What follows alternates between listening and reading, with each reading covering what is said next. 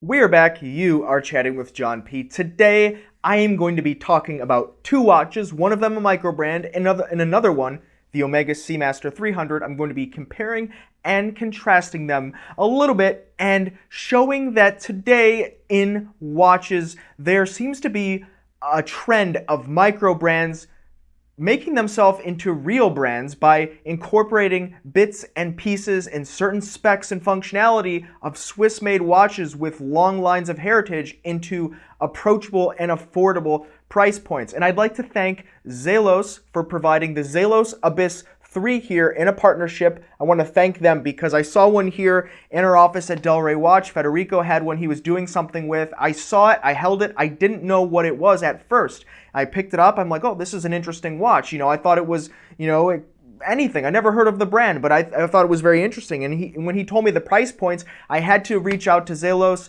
and ask them about it and also get more information because this seems to be a trend that's emerging in this space of watches, by the way, that retail at under $600, soon to be just over that, but yet has a lot of the same features and functions of watches that are several times the price retail. So I thought it would be interesting for us to kind of examine this and kind of look at this, and it's something to keep on the radar, and I think the brand Zelos does a great job at really leading the forefront of this movement. I think it's a brand to watch. But let's flip the camera around, let's take a look at it, and let's see what you think.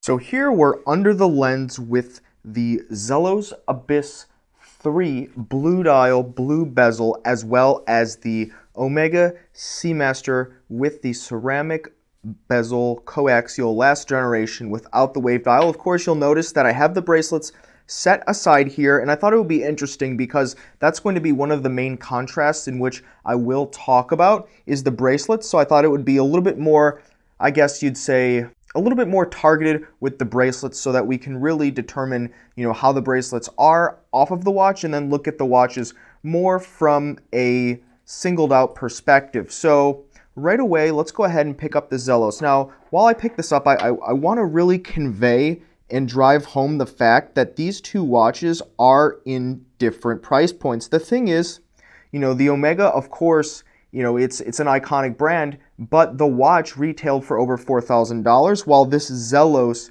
actually currently is retailing at $569, but they're raising it to $699. So I think that's something we need to consider while I go through these two watches here, but you'll notice that some of the similarities are actually pretty shocking in my opinion, but I'll cover that. So first, right away, you notice that this dive watch is incredibly hefty and also very heavy. It does have a 3,000 meter water resistance rating, and so in order to achieve that, you just need a really big, thick, heavy case. Now this is technically rated at 43 millimeters in case size, but it seems a little bit bigger than that, and that's going to be because it's actually 18.5 millimeters thick. And to put that into perspective, the current sub is about 13 millimeters and the current Sea Dweller is roughly 15. So this has many millimeters difference in thickness between current maxi case Rolex sports models. So this does wear very big, and I'll put it on my wrist so you can get a good perspective. It takes up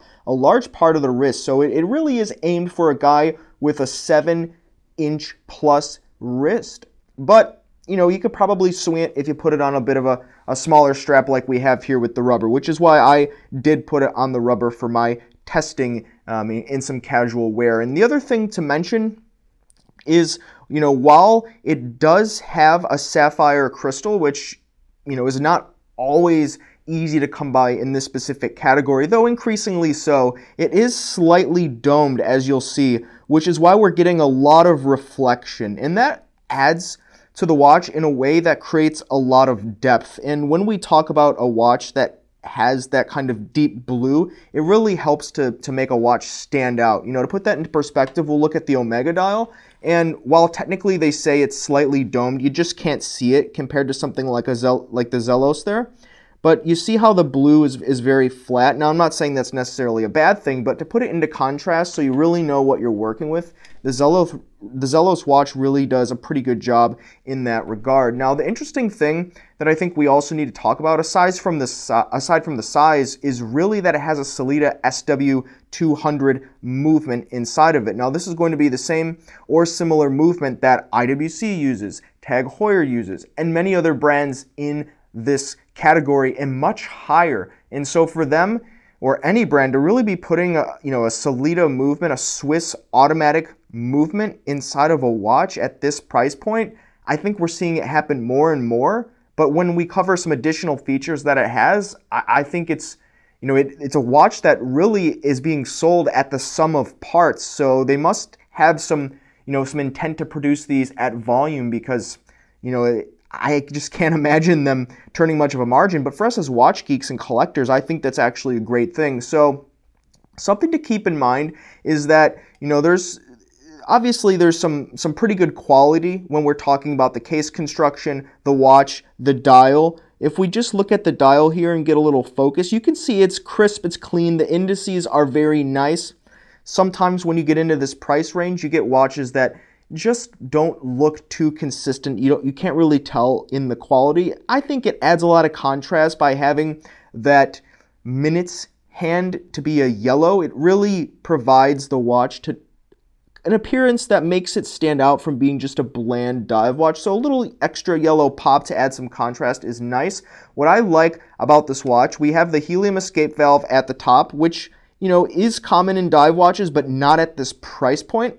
And of course, that's for when you resurface from a dive, you can let any trapped helium out as to correct the timekeeping and obviously the water seal. I think actually with this helium escape valve, now I'm not an engineer in terms of constructing watch cases, but when we look at this specific helium escape valve, I think it's more of an air escape valve, but of course you would be using it for helium specifically, and they have it marked just so. But what you'll notice is that doesn't look like any old marking on that particular helium escape valve crown, nor is it any old marking for this branded crown. Interestingly enough, both of these crowns are luminescent with super luminova, and when in the dark you can actually see these light up pretty well, and that's something that the brand really drives home on their website, is just how well the lume works. Now I'll include a lume photo here so you can see it, but the lume is actually very impressive. A brand in this range doesn't need to do this, and most of the things that they do, they just don't need to do, but it's something that they want to do. And when I carried out some conversations with them about these watches, it seems like it's really their mantra, and they're in it for the long haul. Now that's just kind of the opinion that I have on them, and one of the main reasons why I had agreed to do this very brief and limited partnership and talk about this watch is I think that some brands are willing today in this microbrand category to set themselves apart by putting in all these extra features that you just don't see or need in a category, close up the margin to be very tight, very small, and do that to gain notoriety and also a bit of a following. And I think right now is probably a pretty good time for us as watch geeks, at least in certain segments like this, pricing segments, to get a pretty good watch, or a better watch than you ever really could at a certain price point. And so, when we're talking about the watches, I think it's important to also look at the bracelets, right?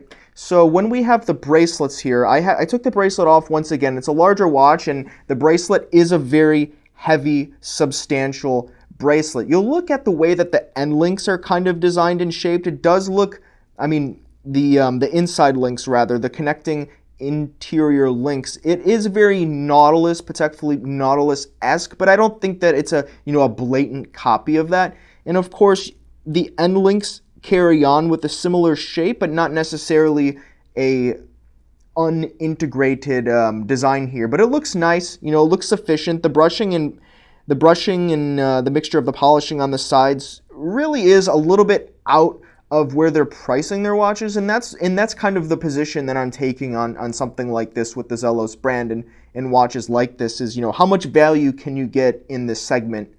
And I think it's important to note that the clasp is not a cheapy clasp that you would get sometimes in this category. It has the flip lock, and this is really this hinge that is connecting the two parts of the bracelet to itself, and it flips over like that with the lock. A lot of brands really cheap out on this metal piece here. They use something stock, they take it off a shelf, and Zelos does not do that. Now, when we talk about the bracelet, I think it is somewhat important to mention that some of these pieces here are a little bit sharp. Not that you might cut yourself, it's just maybe this would benefit from a bit of a rounding, though I've talked to them and it seems like they do have some corrections that they're going to be making, or improvements rather, I should say, to the bracelet long term and by the time this launches, because this is a pre-release example of this watch from the way that I understand it. So the bracelet, you know, of course, let me compare it to Omega bracelet, because many of you have this Omega watch and you're familiar with the bracelet. Right away, one of the complaints that I personally had with the Omega bracelet is that it was just too heavy. It's too heavy for me, but many people disagreed. They said, you know, I love that hefty feel. And this Zelos bracelet is much heavier. Of course, when we size them up and we put them next to each other, let me close this here.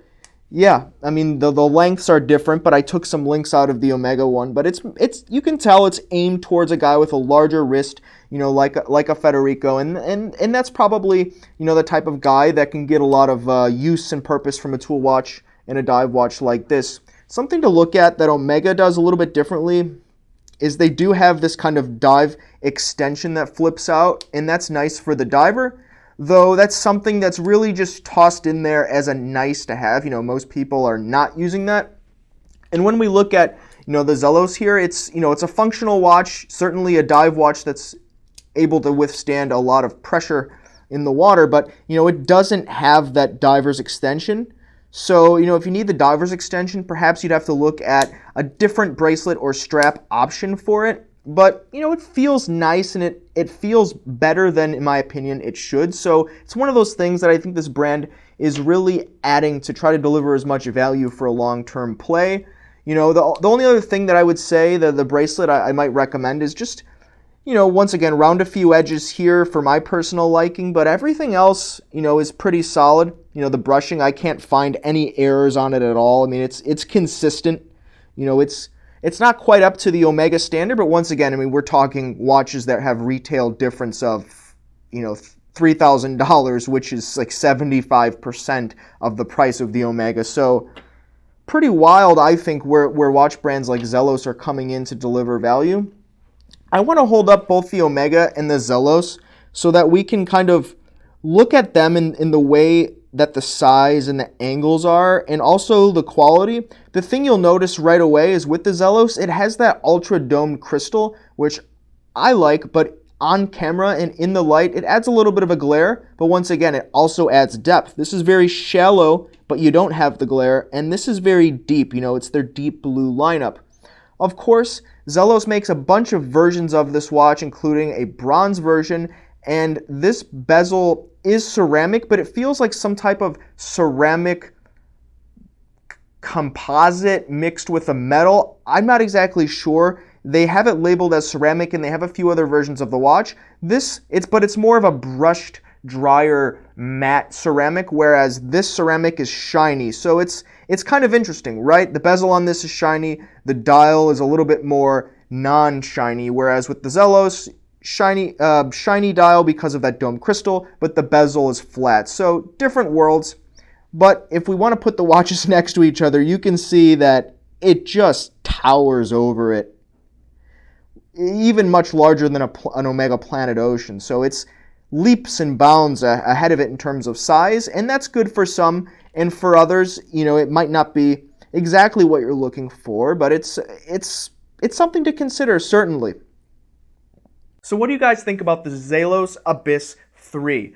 Personally, I'll say that it's a watch that I do like the look of. I do like the appearance. I think the specs and the quality is there, especially for the price point. Personally, I think that they do a way better job than Seiko at putting in a lot of value in the watch, right? I mean, we're talking about a Seiko price, considering it's got a Sellita movement.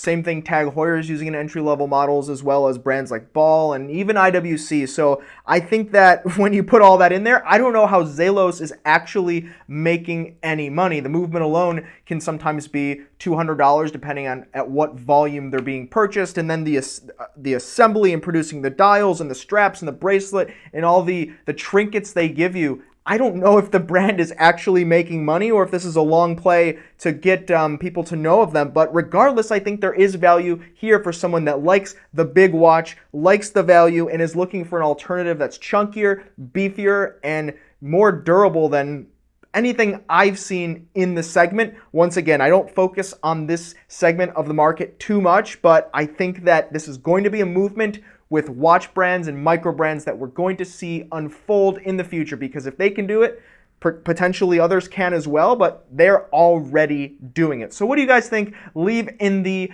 comments below. I'd love to see it, as well as anything you'd like to see in the future. I've got to get back to work here in the office. Thanks, guys. You have been chatting with John P. Ciao.